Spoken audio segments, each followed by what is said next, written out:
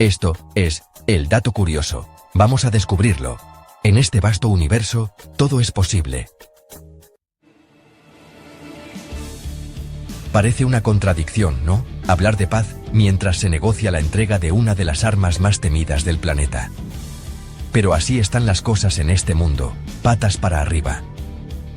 La noticia explotó este mes de octubre de 2025. Volodymyr Zelensky, el presidente ucraniano, se reunió en Washington con Donald Trump. Sobre la mesa, un pedido que suena a ultimátum: misiles Tomahawk para Ucrania.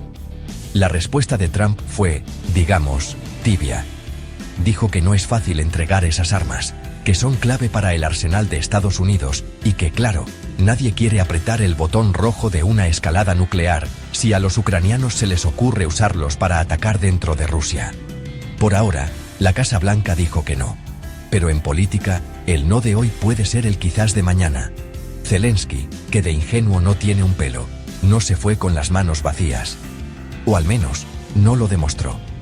Calificó la reunión como productiva, y hasta se animó a proponer un canje insólito: miles de drones ucranianos por los misiles estadounidenses. Es como si le ofrecieras a un coleccionista de Ferraris un lote de monopatines eléctricos a cambio de su mejor auto. Suena a chiste, pero la intención es clara. Ucrania quiere demostrar que tiene con qué negociar, que no es solo un país que pide, sino que también produce tecnología de punta. Mientras tanto, la diplomacia se mueve en las sombras. Un día antes de la reunión, Trump habló por teléfono con Putin y acordaron verse pronto en Hungría. El tablero de ajedrez mundial se está reacomodando y Ucrania no quiere ser un simple peón. El presidente ucraniano ya lo había adelantado el 12 de octubre. Aseguró que los Tomahawk se usarían únicamente contra objetivos militares en territorio ruso. La promesa es linda, pero difícil de fiscalizar. Para Zelensky, la simple amenaza de tener esos misiles ya es una victoria.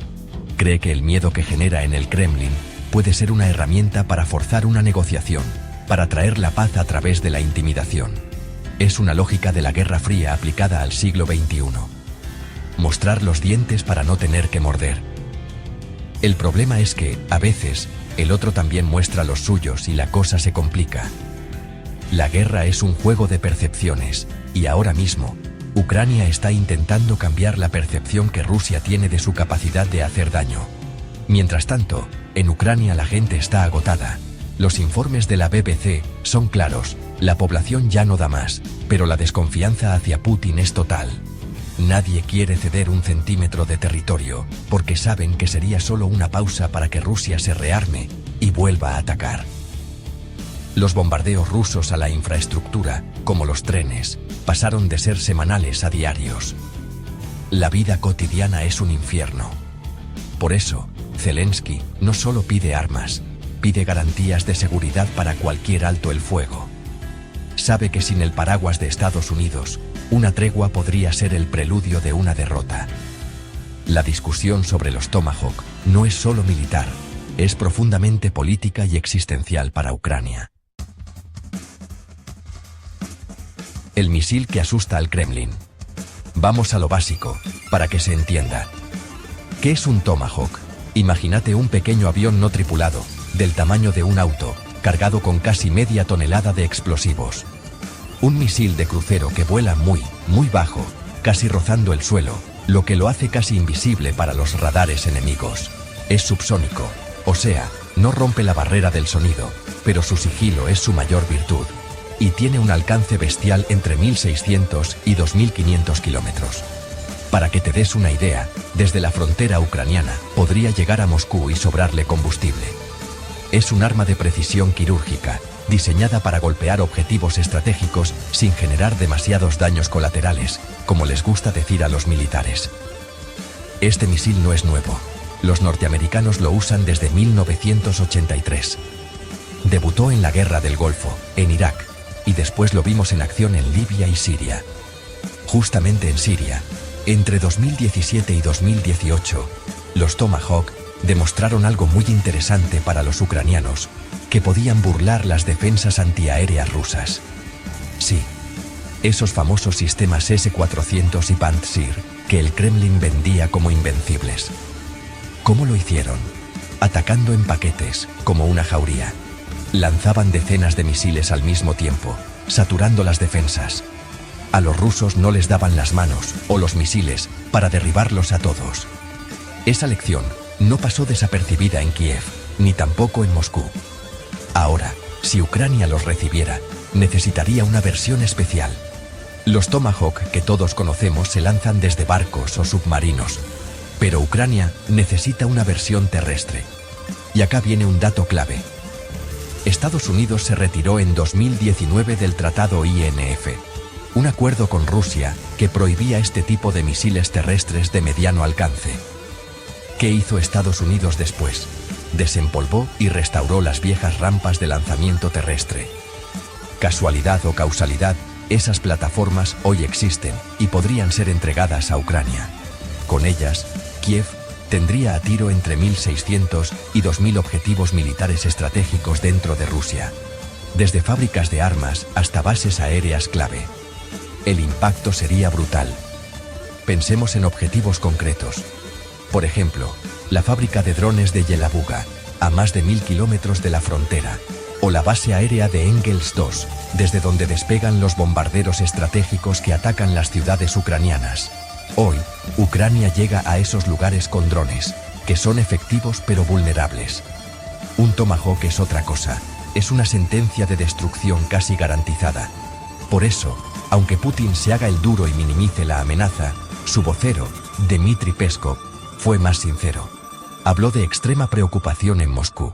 Saben que si los Tomahawk llegan al campo de batalla, las reglas del juego cambian por completo, y no a su favor. En esta partida de ajedrez o de póker, cada jugador muestra algunas cartas y se guarda otras. La postura de Ucrania es clara y desesperada. Zelensky necesita un game changer, algo que altere el equilibrio de poder. Sabe que una guerra de desgaste favorece a Rusia, un país más grande y con más recursos.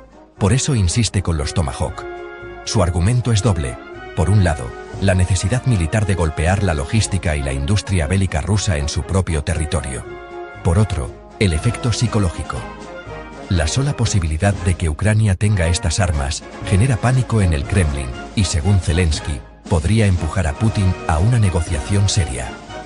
Es una apuesta arriesgada, jugar al borde del abismo para evitar caer en él. Del otro lado del tablero, Rusia juega al doble discurso. Por un lado, Putin le baja el precio a la amenaza. Dice que sus defensas pueden con los Tomahawk y que no cambiarán el curso de la guerra. Pura propaganda para consumo interno. Pero, al mismo tiempo, advierte que la entrega de estos misiles sería una etapa absoluta y cualitativamente nueva en la escalada. Es una línea roja clarísima. Moscú está diciendo, si cruzan esta línea, la respuesta será impredecible y peligrosa para todos.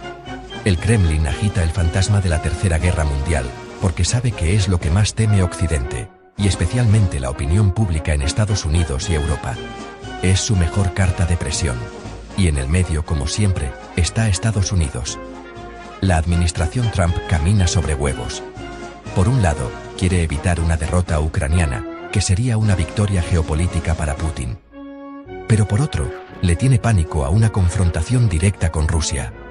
Trump, con su estilo pragmático y transaccional, ve los Tomahawk como una ficha de negociación.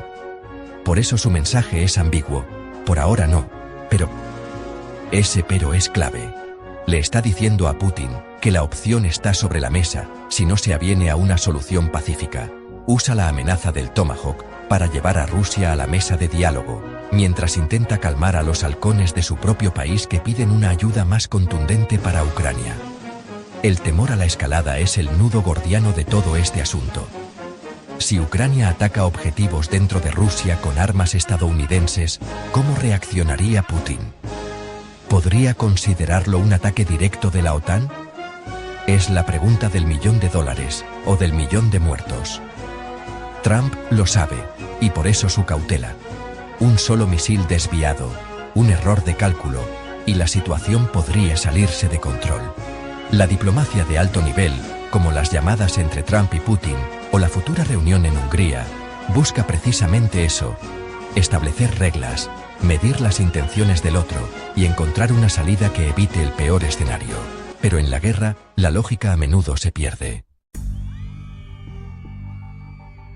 Mientras los grandes líderes discuten sobre misiles que valen millones, Ucrania está librando y ganando una guerra diferente, una guerra que parece sacada de una novela de ciencia ficción. Se llama Guerra Mosaico. Olvídate de las grandes batallas de tanques o las formaciones de aviones de combate. El concepto es simple y letal: usar una multitud de sistemas pequeños, baratos, adaptables y conectados entre sí para derrotar a las grandes y costosas plataformas del enemigo. Es la lógica del enjambre. Miles de abejas atacando a un oso.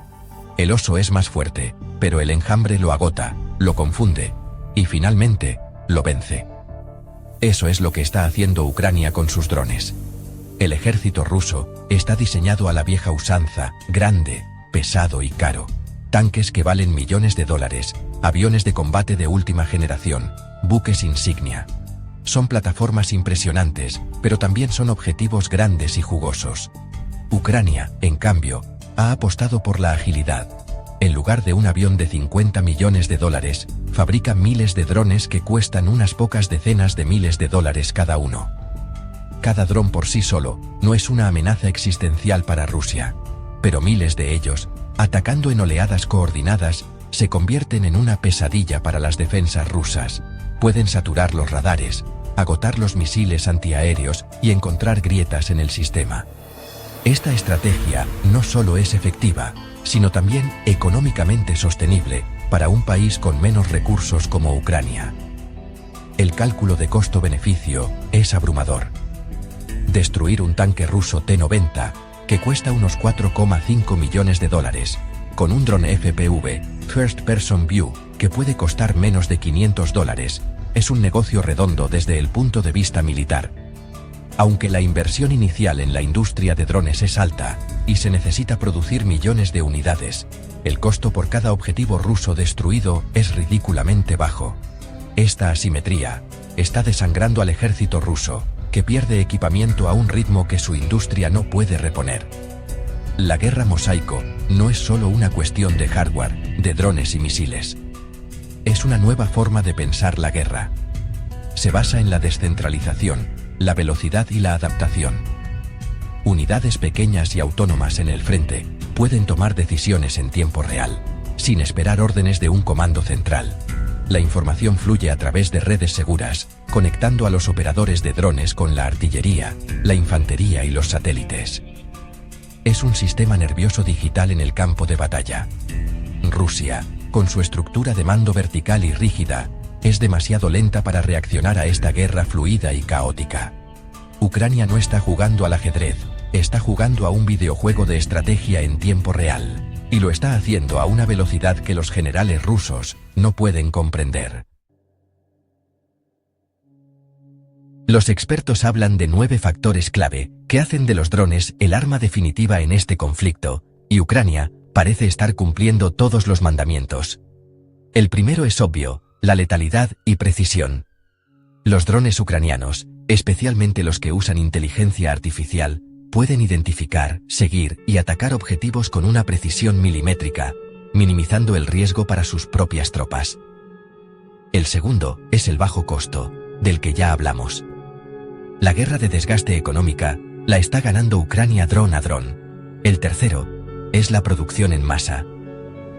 Ucrania está fabricando millones de drones al año, convirtiendo una industria artesanal en una línea de ensamblaje de guerra. El cuarto mandamiento es la negación del espacio aéreo. Los cielos de Ucrania ya no son seguros para la aviación rusa. La combinación de defensas antiaéreas y la amenaza constante de drones ha obligado a los carísimos aviones rusos a operar lejos del frente, perdiendo efectividad. Quinto, la reducción de bajas propias. Enviar un dron de $500 a una misión suicida es mucho mejor que enviar a un soldado. Esto tiene un impacto moral y político incalculable. Sexto, la capacidad de realizar ataques en profundidad. Los drones de largo alcance han permitido a Ucrania golpear refinerías, depósitos de armas y bases aéreas a cientos de kilómetros dentro de Rusia, llevando la guerra a casa del agresor. El séptimo factor es la guerra naval asimétrica. Los drones navales ucranianos, como el Magura, han hecho estragos en la flota del Mar Negro rusa. Barcos que valen cientos de millones de dólares han sido hundidos o dañados por lo que son, en esencia, lanchas rápidas no tripuladas y cargadas de explosivos. Esto ha cambiado el equilibrio de poder naval sin necesidad de una flota tradicional. El octavo es la innovación tecnológica constante. Ucrania es un laboratorio de guerra. Están desarrollando drones con inteligencia artificial, drones que cazan a otros drones, e incluso drones navales equipados con misiles antiaéreos. Tienen acceso a la tecnología occidental, como los chips de 2 nanómetros, algo con lo que Rusia, ahogada por las sanciones, solo puede soñar. Finalmente, el noveno mandamiento, la integración de la inteligencia artificial. Este es quizás el punto más revolucionario. La inteligencia artificial permite que los drones operen de forma autónoma incluso si pierden la conexión con el piloto por las interferencias rusas. Pueden reconocer objetivos por sí mismos, priorizarlos y decidir la mejor manera de atacar. Es un salto cualitativo que le da a Ucrania una ventaja cognitiva sobre Rusia. Mientras Rusia lucha por conseguir componentes básicos, Ucrania está implementando en el campo de batalla tecnologías que definirán las guerras de las próximas décadas. No es una exageración decir que Ucrania se ha convertido en la principal superpotencia mundial en drones de combate.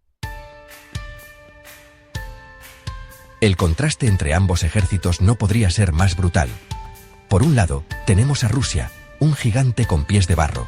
Un ejército que se creía el segundo más poderoso del mundo, y que ha demostrado ser una maquinaria oxidada, corrupta e ineficiente. Sus puntos débiles han quedado expuestos para que todo el mundo los vea. Su logística es un desastre, su estructura de mando es rígida y soviética, y su tecnología, en muchos casos, es de segunda o tercera categoría. Dependen de componentes occidentales que ya no pueden conseguir por las sanciones, lo que afecta la producción de todo, desde misiles de precisión hasta tanques modernos. La industria de drones rusa, en particular, es un reflejo de este fracaso. Han tenido que recurrir a la compra masiva de drones Shahed a Irán, que son aparatos simples y relativamente fáciles de derribar. Sus propios desarrollos, como el dron Lancet, son efectivos, pero su producción es limitada y no puede competir con el volumen que está generando Ucrania. Rusia está perdiendo la carrera de la innovación. Mientras Ucrania experimenta con enjambres de drones autónomos y inteligencia artificial, Rusia sigue dependiendo de tácticas de la Segunda Guerra Mundial, como las oleadas humanas, para ganar unos pocos metros de terreno a un costo de vidas altísimo. En la otra esquina, tenemos a Ucrania, el David tecnológico, un país que ha convertido la necesidad en virtud. Sin una gran fuerza aérea ni una marina poderosa, se vio obligado a innovar. Y lo hizo de una manera espectacular. La sociedad civil se volcó a la causa. Ingenieros, programadores, aficionados y pequeñas empresas empezaron a desarrollar y fabricar drones en garajes y talleres. El gobierno vio el potencial y creó un ecosistema para potenciar esta industria, con programas como el Ejército de Drones. El resultado es una descentralización y una velocidad de innovación que ninguna burocracia militar tradicional podría igualar. El éxito ucraniano se basa en la flexibilidad y la adaptación. Si los rusos desarrollan una nueva forma de interferencia electrónica, en cuestión de semanas, los ingenieros ucranianos encuentran una contramedida. Están constantemente probando nuevos modelos, nuevas tácticas, nuevos software. Esta capacidad de aprendizaje rápido en pleno combate es su mayor fortaleza. Han demostrado que en la guerra moderna no siempre gana el más grande o el que tiene más tanques. Gana el más inteligente, el más rápido y el que mejor se adapta. Ucrania está escribiendo el manual de la guerra del siglo XXI, y Rusia lo está sufriendo en carne propia. La guerra no se libra solo en las trincheras de Donetsk o con drones sobre Moscú. Hay otra guerra, una guerra híbrida, silenciosa y constante, que Rusia está librando contra toda Europa. Es una estrategia de desestabilización que combina desinformación, ciberataques y actos de sabotaje. El objetivo es debilitar el apoyo a Ucrania, sembrar la discordia dentro de la OTAN y crear una sensación de caos e inseguridad. Y en los últimos meses, esta guerra en las sombras se ha intensificado. hemos visto un aumento preocupante de la actividad naval rusa en aguas europeas, una clara demostración de fuerza y una provocación constante. Los ejemplos son concretos y recientes. En abril de este año, 2025, la Royal Navy británica tuvo que escoltar a la fragata rusa Admiral Golovko a su paso por el Canal de la Mancha. No es la primera vez. Incidentes similares ocurrieron en marzo y enero. Estos buques de guerra no están de paseo. Su presencia es un mensaje. Rusia está probando los tiempos de reacción de la OTAN, mapeando sus defensas y mostrando que puede operar en el patio trasero de Europa. Es una táctica de intimidación que busca recordar a Occidente que Rusia sigue siendo una potencia militar a tener en cuenta, a pesar de sus problemas en Ucrania. Pero la guerra híbrida va mucho más allá de los barcos. En diciembre de 2024, se reportaron misteriosos cortes en cables submarinos de comunicación en el mar Báltico. ¿Casualidad? Pocos lo creen. Estos cables son las autopistas de Internet, vitales para la economía y las comunicaciones globales. Un sabotaje coordinado podría tener consecuencias catastróficas. A esto se suman los ciberataques constantes contra instituciones gubernamentales, empresas de energía y medios de comunicación en toda Europa. Y la maquinaria de desinformación rusa, que trabaja 24/7 en redes sociales para difundir mentiras, polarizar a la sociedad y socavar la confianza en las instituciones democráticas. La respuesta de Europa y la OTAN ha sido, hasta ahora, reactiva. Se ha aumentado la vigilancia naval y aérea, se han reforzado las defensas cibernéticas y se han creado grupos de trabajo para combatir la desinformación. Pero es una lucha difícil. La guerra híbrida es ambigua por naturaleza. Es difícil atribuir con certeza un acto de sabotaje o un ciberataque, y esa es precisamente la estrategia de Rusia y su socio, China, operar en la zona gris, por debajo del umbral de una respuesta militar convencional. Están librando una guerra de desgaste contra la paciencia y la unidad de Occidente, esperando que, con el tiempo, el apoyo a Ucrania se desmorone. A medida que la guerra se alarga, dos fuerzas opuestas definen el futuro del conflicto. Por un lado, el agotamiento. Un agotamiento brutal y palpable en ambos lados, pero especialmente en la población ucraniana. 3 años de guerra, de alertas antiaéreas, de ciudades destruidas y de familias rotas pasan factura. La gente está cansada, física y mentalmente. La economía está destrozada y depende casi por completo de la ayuda exterior. Mantener la moral alta y la voluntad de lucha es el mayor desafío para el liderazgo de Zelensky. Cada día que pasa sin una victoria clara, el desgaste se hace más profundo. Rusia también sufre su propio desgaste. Aunque el control férreo de la información oculta la verdadera magnitud de las bajas, son enormes. La economía rusa se ha militarizado, sacrificando el bienestar de su población por la producción de armas. Las sanciones, aunque no han provocado el colapso que algunos esperaban, han degradado su capacidad tecnológica y la han aislado del mundo. La guerra está consumiendo una parte gigantesca de su presupuesto nacional y de sus mejores recursos humanos. Putin apuesta a que su sociedad, acostumbrada al autoritarismo y al sacrificio, aguantará más que las democracias occidentales y la propia Ucrania. Es una carrera de resistencia. Pero en el otro platillo de la balanza está la innovación tecnológica, y ahí la ventaja parece inclinarse del lado de Ucrania. Como vimos, la revolución de los drones y la aplicación de la guerra mosaico le han dado a Kiev una ventaja asimétrica. Ucrania está luchando una guerra del siglo XXI, mientras que Rusia sigue anclada en el siglo XX. Esta ventaja tecnológica no solo le permite a Ucrania infligir un daño desproporcionado al ejército ruso, sino que también le da esperanza a su gente. Cada video de un tanque ruso destruido por un dron barato es una victoria moral que se viraliza y alimenta la resistencia. El tiempo, entonces, es un factor ambiguo. A corto plazo, el desgaste favorece a Rusia, que tiene más población y una economía más grande. Pero a largo plazo, la innovación tecnológica podría favorecer a Ucrania. La pregunta es, ¿cuál de estas dos fuerzas se impondrá primero? ¿Se derrumbará la voluntad de lucha ucraniana antes de que su ventaja tecnológica obligue a Rusia a negociar? ¿O logrará Ucrania mantener la línea el tiempo suficiente para que el costo de la guerra sea insostenible para el Kremlin? El debate sobre los Tomahawk es un síntoma de esta carrera contra el tiempo. Ucrania busca un atajo tecnológico para acelerar el fin de la guerra a su favor.